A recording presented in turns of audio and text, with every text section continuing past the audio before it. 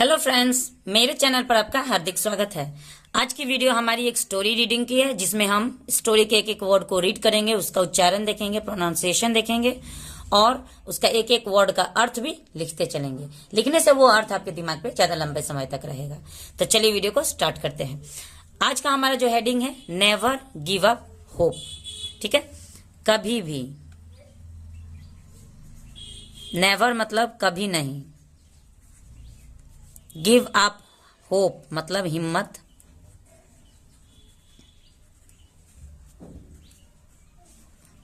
मत हारो,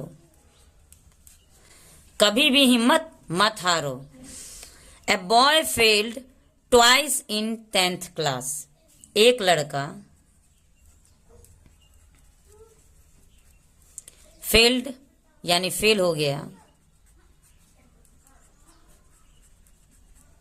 ट्वाइस मतलब दो बार। दो बार या दोबारा हम कह सकते हैं।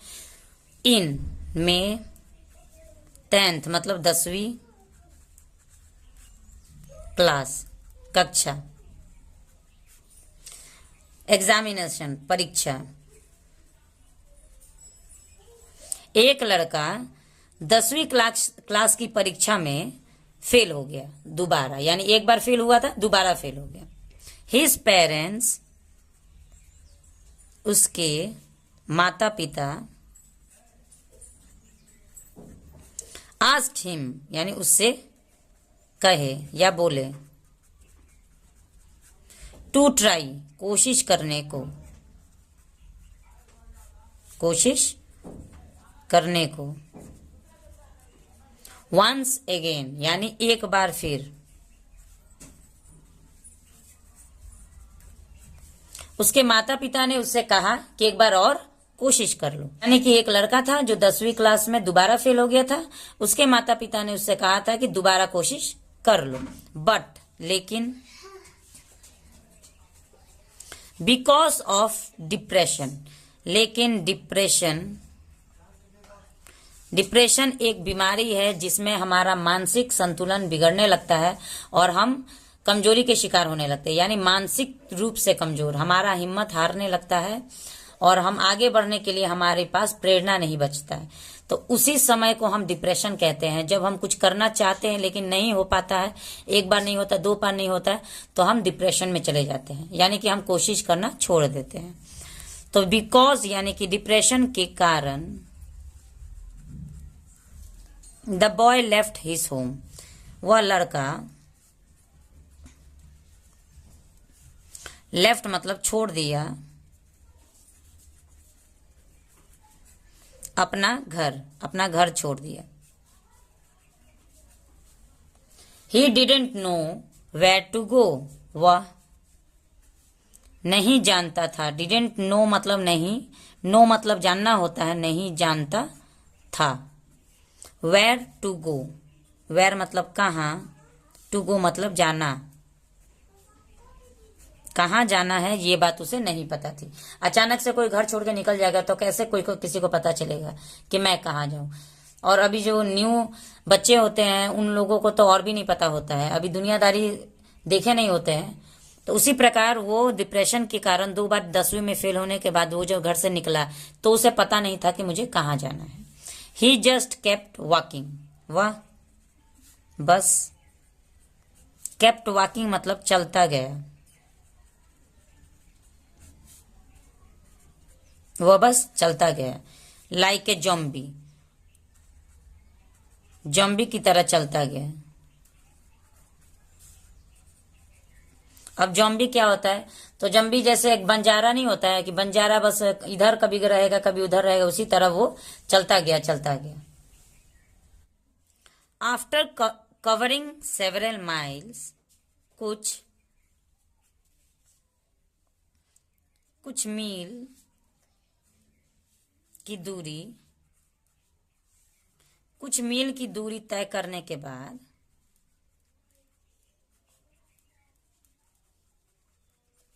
ही रिच्ड ए वेल। ही मतलब वह, रिच्ड मतलब पहुंचा। रिच मतलब पहुंचना होता है और रिच्ड मतलब पहुंचा। ए वेल एक कुएं के पास, वो एक कुएं के पास पहुंचा। The boy was feeling thirsty, लड़के को, बॉय मतलब लड़का, वाज मतलब था, फीलिंग थर्स्टी मतलब प्यासा। तो लड़का प्यासा था, उसे प्यास लग रही थी। व्हेन जब, ही वेंट वह, वेंट मतलब गया। ये वेंट यहाँ पे गो का सेकंड फॉर्म है, ठीक है, गो वर्ब का सेकंड फॉर्म है वेंट, गो वेंट गन। तो गो का मतलब जाना, वेंट का मतलब गया। नियरर टू द वेल, कुएं के पास। जब वो कुएं के पास गया, ही सॉ, उसने, सॉ मतलब देखा, डैट की, the boundary of the well, boundary मतलब सीमा, ऑफ मतलब का, वेल मतलब कुआं, वाज था, मेड ऑफ स्टोन, पत्थर का बना था। ठीक है, तो एक लड़का था जो मैट्रिक के एग्जाम में यानी 10वीं के एग्जाम पर दोबारा फेल हो गया। उसके माता पिता ने उससे कोशिश करने के लिए कहा, लेकिन डिप्रेशन के कारण उसने दोबारा कोशिश नहीं की और वो घर छोड़कर चला गया। घर छोड़ के निकलने के बाद उसे ये नहीं पता था कि मुझे जाना कहाँ है, बस वो चलता गया चलता गया चलता गया। कुछ दूरी तय करने के बाद यानी को थोड़ी देर चलने के बाद उसे प्यास लगी, प्यास महसूस हुई, तो वो एक कुएं के पास गया। जब वो कुएं के पास पहुंचा तो उसने वहां पे देखा कि उस कुएं का जो बाउंड्री है यानी सीमा है, जो घेरा हम कहते हैं कुएं के पास में होता है, वो पत्थर का बना हुआ था। ठीक है, यहां तक क्लियर है। It had become abraded by the constant rubbing of rope. It मतलब वह, हैड बिकम मतलब बन गया था, एब्रेस्ट यानी घिस, घिसा, बाय, बाय मतलब के द्वारा, the constant rubbing of rope यानी लगातार, लगातार